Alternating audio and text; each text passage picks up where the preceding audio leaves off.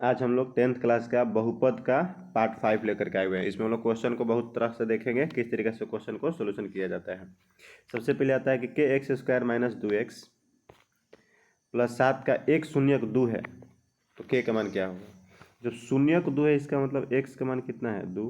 जब x का मान 2 है तो हम लोग इस बहुपद में मान रख दिया जाए x का मान, तो के x का मान 2 पावर 2 माइनस 2 x का मान 2 प्लस में 7 शून्य है तो बराबर में क्या हो जाएगा, 0।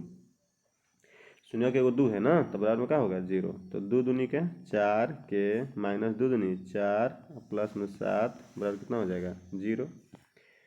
फिर इसके बाद इसको आगे बढ़ाएंगे, लिखेंगे या 4 के बराबर यहाँ पे 7 प्लस में इधर जाएगा माइनस में, इस 4 माइनस में इधर जाएगा प्लस में, चाहे पहल कर दो 7 में 4 कटे कितना बचेगा, +3, तो इधर हो गया -3। इसलिए के बराबर -3 बट्टा में 4, के का मान निकल गया। कभी भी जब x शून्य दिया रहेगा इसका मतलब x का मान दिया है, जब x का मान दिया है तो x का मान रख दो, बराबर में क्या आना चाहिए, 0। क्वेश्चन दूसरा वही क्वेश्चन हो गया, x शून्य को दिया हुआ है -3, तो इसमें क्या करेंगे, x का मान -3 तो रखो 3, x का मान -3 पावर 2 माइनस के x का मान -3 और प्लस में 5 शून्य है तो बराबर में क्या होगा, 0। माइनस के स्क्वायर करेंगे प्लस 3 3 9 9 3 27 माइनस माइनस प्लस 3 के और प्लस में 5 बराबर में कितना हो जाएगा, 0। 27 और 5 कितना हो जाएगा, 32। तो 3 के बराबर में 32, इसलिए के बराबर कितना हो जाएगा, तो 32 3 गुना में इधर क्या हो जाएगा, भाग में निकल गया आंसर। क्वेश्चन नंबर तीसरा कह रहा है ax square plus 3x minus 5 का शून्यक, ध्यान दीजिए थोड़ा सा, शून्यक एक दूसरे का व्युत्क्रम है। एक दूसरे का व्युत्क्रम, एक दूसरे का व्युत्क्रम मतलब एक दूसरे का उल्टा। एक दूसरे का उल्टा का मतलब एक है अगर अल्फा तो दूसरा होगा 1/अल्फा। उल्टा का मतलब ये हो गया, अगर एक होता है बीटा तो दूसरा होगा 1 में बीटा। जब व्युत्क्रम वाला देगा तो इसमें हम लोग फॉर्मूला लगाएंगे। हम लोग फॉर्मूला पढ़े हुए हैं अल्फा बीटा, फॉर्मूला का पढ़े हुए हैं अल्फा बीटा।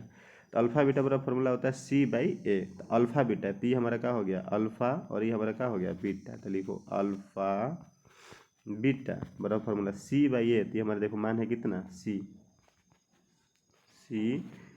ए है तो ए, अल्फा से अल्फा देखो कट गया। अब यहाँ पे तिरछा तिरछी गुना कर देंगे तो ए एकम ए बराबर हो जाएगा -5, ये हो गया 1 -5। ठीक है, एक और क्वेश्चन इस पे देखते हैं। 2x square minus 5x plus के का शून्यक एक दूसरे का क्या है, एक दूसरे का व्युत्क्रम है। और थोड़ा सा यहाँ पे नंबरिंग कुछ गड़बड़ा गया है, 2 के बाद यहाँ पे कितना है, 3। ठीक है, 3 के बाद यहाँ पे कितना होगा, 4। 2x square minus 5x plus के का शून्यक एक दूसरे का व्युत्क्रम, तो व्युत्क्रम तो वही एक है अल्फा, तो एक होगा 1/अल्फा है। अब हम लोग यही शून्य निकालेंगे, 1 अल्फा बटा में 1/अल्फा बराबर फॉर्मूला होता है सी के मान के, एक के मान 2 के, एक अल्फा से अल्फा कट गया, इसलिए के बराबर कितना हो गया, 2। आंसर आ गया। ये हमारा क्वेश्चन नंबर हो गया 5। क्वेश्चन 5 में देखते हैं, शून्यक एक दूसरे का ऋणात्मक है, ऋणात्मक मतलब उल्टा चिन्ह, तो उल्टा चिन्ह तो एगो अगर लेंगे अल्फा तो एगो लेना होगा हमारा माइनस अल्फा। तो इसमें योग वाला फॉर्मूला लगाएंगे, क्योंकि योग लगाएंगे तभी कुछ हो पाएगा। ठीक है, उसमें गुणनफल क्यों लगाएंगे, क्योंकि एक दूसरे का उल्टा था, एक अल्फा से अल्फा कट जाता है। इसमें योग का क्यों लगाएंगे, क्योंकि योग में हमारा होता है अल्फा प्लस बीटा, तो अल्फा प्लस बीटा, क्योंकि इसको बोलेंगे अल्फा और इसको क्या बोलेंगे, बीटा। और फॉर्मूला होता है -b, तो -b की जगह पर मान देखो -k बाई ए, एक मान कितना है, 2। अभी देखो अल्फा ये अल्फा कट गया, बच गया 0 के बट्टा में 2, इसलिए के बराबर कितना हो जाएगा, 0। के का मान कितना आ गया, 0। आगे क्वेश्चन नंबर 6 देखते हैं। 6 जस्ट हमारा जो क्वेश्चन यही क्वेश्चन है, इसलिए इस क्वेश्चन को हम छोड़ देते हैं, खुद से आप लोग बनाएंगे कि एक दूसरे का है ऋणात्मक। फिर उसके बाद क्वेश्चन नंबर 7, क्वेश्चन नंबर 7 कहता है कि सिद्ध करें कि इसका कोई भी शून्यक नहीं है। तो कभी भी जब इस तरह का क्वेश्चन होगा सिद्ध करना होगा कि कोई शून्यक नहीं है, तो इसके लिए हम लोग क्या करेंगे, सबसे पहले लिख देते हैं यहाँ पे क्वेश्चन हमारा x होगा। ठीक है, x square minus 6x plus 12। ठीक है, x square minus 6x plus 12 हमारे यहाँ पे क्वेश्चन में क्या होगा, एक्स।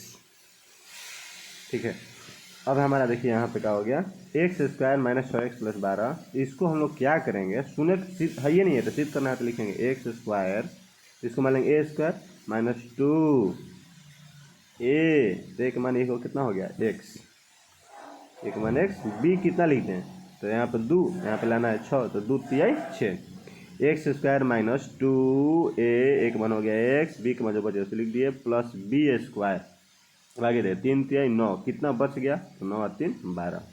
यहाँ से हमारा फॉर्मूला हो गया ए माइनस बी का होल स्क्वायर, अब प्लस कितना हो गया 3। अब यहाँ पे देखिए इसी तरीके से क्वेश्चन बनाइएगा कभी जब सिद्ध करना होगा तो। अब हमारा क्या हो गया, किसी भी चीज़ के स्क्वायर करते हैं तो हमेशा मान किस में मिलता है, प्लस में। कभी भी स्क्वायर का मान हमेशा किस में आता है, पॉजिटिव प्लस में। जब प्लस में आएगा और फिर प्लस में 3 है तो इसका मतलब हमेशा इसका मान 0 से क्या मिलेगा, बड़ा। इसका मान हमेशा 0 से क्या मिलेगा, बड़ा। जब 0 से बड़ा मिलेगा इसका मतलब 0 कभी आएगा ही नहीं, और जब 0 नहीं आएगा तो इसका शून्यक नहीं होगा। 0 जब आएगा नहीं तो शून्यक नहीं होगा, क्योंकि हमेशा मान क्या मिल गया, पॉजिटिव। इसका मान पॉजिटिव, आई प्लस में और 3 हो गया, इसका मतलब 0 से हमेशा मान बड़ा आ रहा है, 0 अर्थात कभी भी नहीं आएगा, इसलिए इसका मान पॉजिटिव होगा, अर्थात शून्यक नहीं होगा। इतना ही पर हम लोग इस वीडियो को समाप्त करते हैं। आगे के वीडियो में हम लोग देखेंगे त्रिघात बहुपद के बारे में।